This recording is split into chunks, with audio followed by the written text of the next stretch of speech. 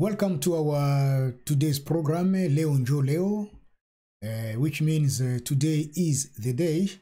I welcome you once again, and I would like to share with you, spend with you 15 minutes of sharing the information, sharing the news about the DRC, the Democratic Republic of Congo. Once again, it's me here, Odon Bulamba, who is going to share with you, to spend with you those 15 minutes talking about the Congo. So I will ask for your attention. I will ask for your presence to be here in order to share, to analyze, and to exchange views. Without taking longer, so I will give you the summary of what I'm going to talk about. First of all, Kengo Wa Dondo, who is one of the political actors in the Congo, has presented his wish that Katumbi should be back home, should go back to the DRC, and present his demand, his request of being one of the candidates for the presidential. The second point that I will talk about will be based on the habitant of Kanzombi. Kanzombi is one of the areas in Kikwiti where those locals decide to not accept any type of election campaign or any type of election activities in their area without the government, without the local authorities rehabilitating their main road, which connects their area with the big cities. The third point that I'll talk about is about cholera. Cholera has been ravaging the country of ours in Losambo in Sankuru. 27 people so far have lost their lives and 172 cases have been registered. On the other side, Ebola also continue to ravage the North Kivu. The province of North Kivu has been going through a lot with Ebola. So more than 50 children have been orphans so far because their parents were dead, were killed by this virus of Ebola. 2 children also, of course, have been dead in this disaster. So UNICEF is asking people to work together, to multiply our effort, to hold each other, our hand, in order to be able to defeat this big enemy, which is the virus of Ebola in North Kivu. In the same context, the government of the Congo for the first time has decided to give some free treatment to the people of Beni in order to prevent or in order to treat the Ebola virus. And finally, in Chopo, there have been a shipwreck at Yatutu, and the shipwreck has caused 11 deaths. 11 people died in this shipwreck, and the cruise liner was completely gone. Donc it vanished, and this has caused a serious disaster in the area. So these are the points that I'm going to talk about. And at the last minute, at the last part of this program, I will talk a little bit about what Kengo Wa Dondo has made as a declaration. Let's start.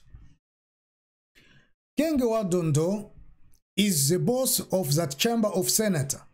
So, being the boss of Senate in our country, Kengo Wa Dondo has been quiet for a very long time. But this time of the year, he decided to stand up and to open his mouth, proclaiming that he wishes Katumbi could be given the chance to come back home and also to postulate or again to give his candidacy for the coming presidential election. Kengo Wa Dondo has given to us like a remedy, a way, because he believes that the only way that Katumbi can come back home.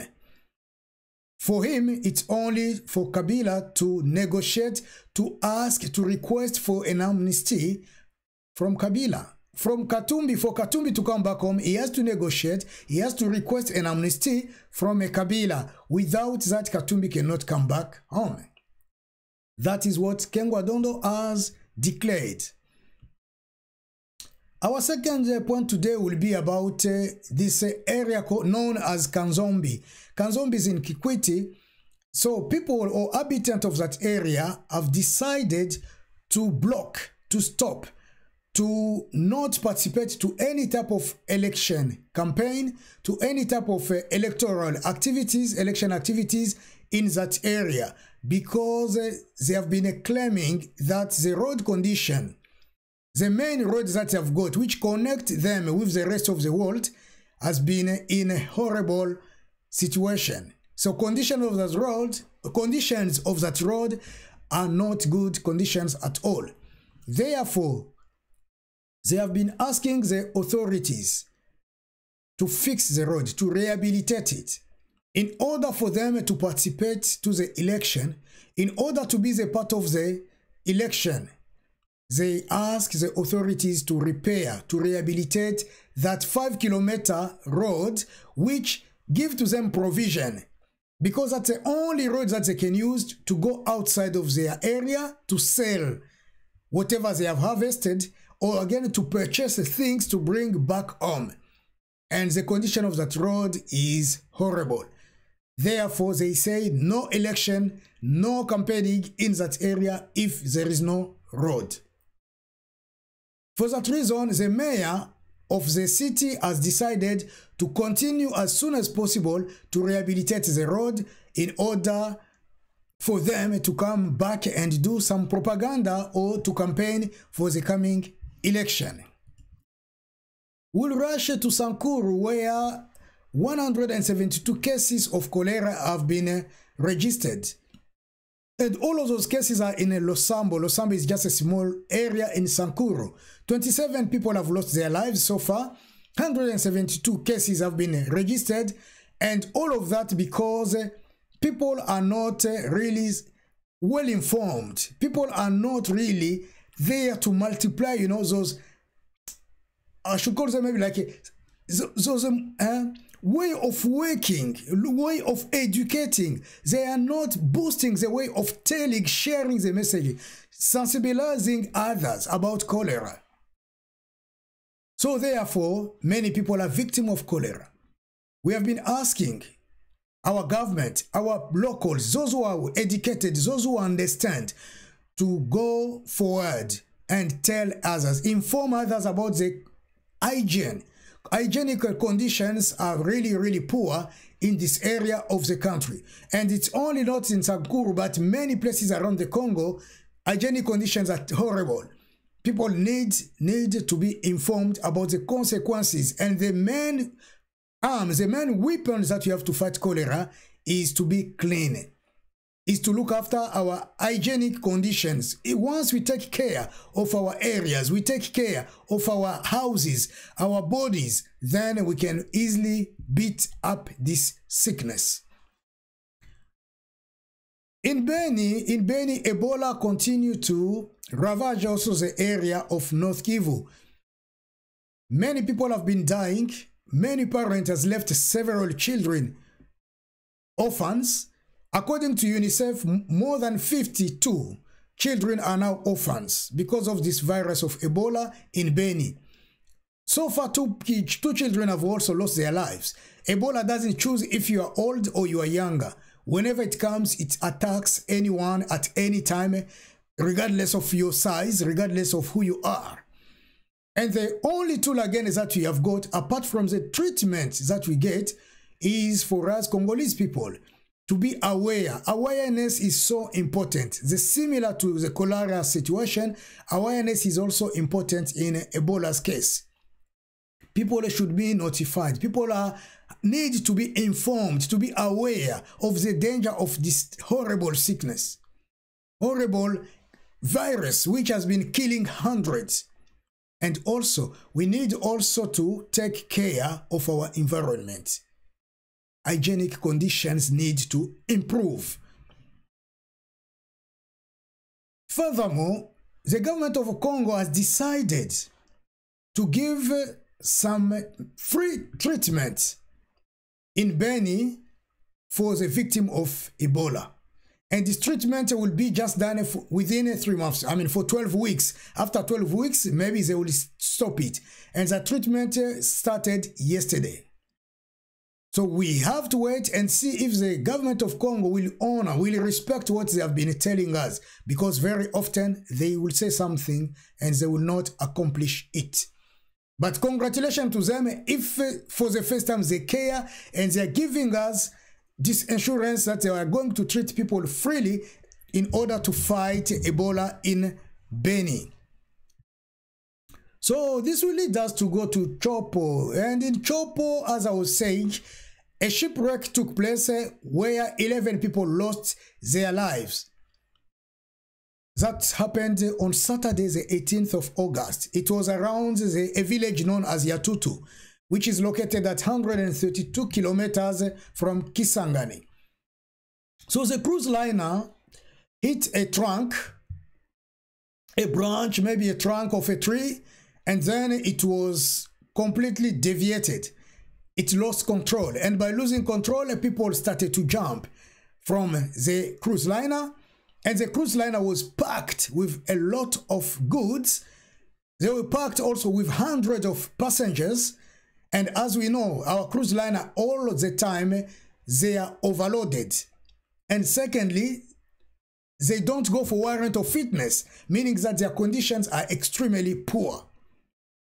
And as a consequence, this shipwreck took place. 5 people so far still are missing. 96 people were saved. And we are really sharing this hard time with people of Chopo. We are sharing this hard time and we are saying condolences to all of them. Those who die in Beni, those who have been a victim of cholera in a Sankuru. And we say really our condolences to all of you. And those who are survival, we are together with you and we wish you the best. And we have been praying for you so that you can continue to move forward. But we are also asking for the government of Congo to intervene, because a few things like this one, easier stuff like these ones, can easily be sorted out if our government is taking things seriously. If our government is taking the lives of the population of the Congo seriously, then we should never and ever have such incident happening in the Congo. So this will lead me to our analysis of the day, and I'm going just to talk about the declaration of Kengo Wa Dondo, who said Katumbi can come back home. He wishes Katumbi could come back home and present his candidacy for the presidential election. My question is of knowing, why is Kengo Wa Dondo now standing up, picking up his helmet and come to talk about Katumbi? Where was he all of this time? He has never spoken about him. All the issue about Katumbi, all opposition fighters or leaders, all those who have been straining in the jails, all those who have been living in horrible conditions under control of Kabila, he has never intervened for their case. But suddenly, he came up and he brought also up a solution. He said for Katumbi to go back home, for Katumbi to be accepted back in the Congo, he has to come back and solicit or ask for amnesty, and that's when Kabila will allow Katumbi to come back. I wonder if Kengo Wa Dondo was not sent by someone. If this declaration just comes from him. We know that for a long time Kengo Wa Dondo, he's one of the supporters of Kabila. He's one who has been playing a major role in the country, being the boss of the Senate. He has been there for years now, and he has never and ever spoken on the side of the opposition. So what triggers this in Kengo Wa Dondo's speech? We don't know.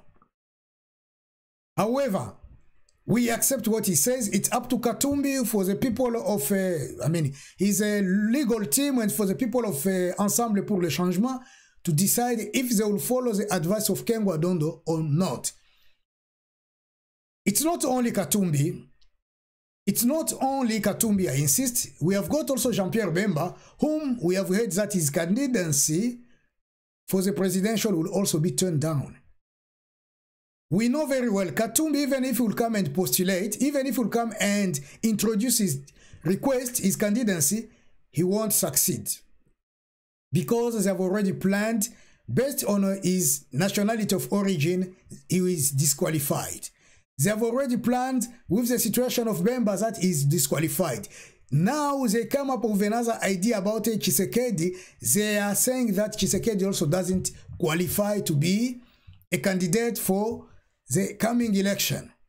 And tomorrow maybe it will be Kamere, the day after tomorrow it will be Fayulu, and finally we won't have any candidate for the big group of opposition.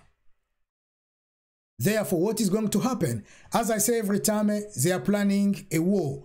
They are preparing themselves to destabilize the country, to put the country in trouble in order so that the election would never take place in the Congo.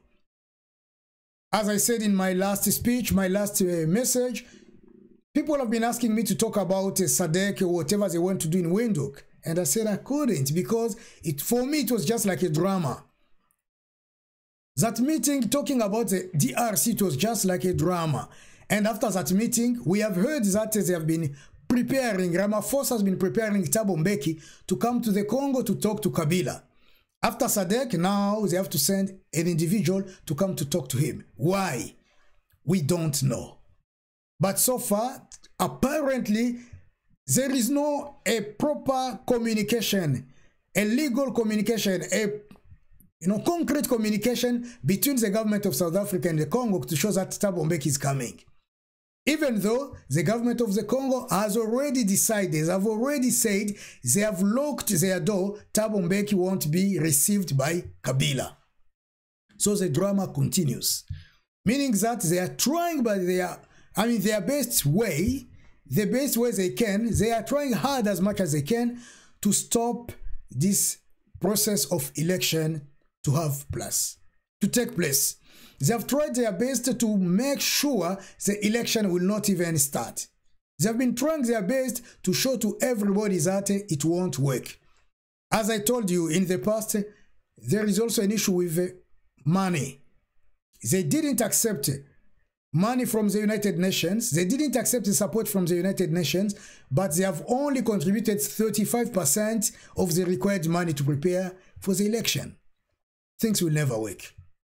Things will not work.